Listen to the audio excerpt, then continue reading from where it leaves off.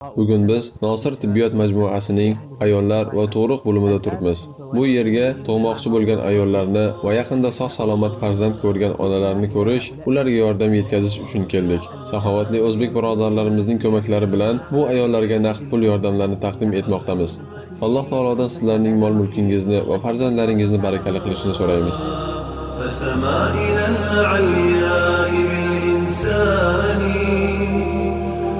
للقلوب ربيعها وجلاؤها وملاذها من قسوة الأحزان وهو الغنى والنور والذكر الذي يسقي القلوب حلاوة الإيمان هو شافع ومشفع لمن اصطفى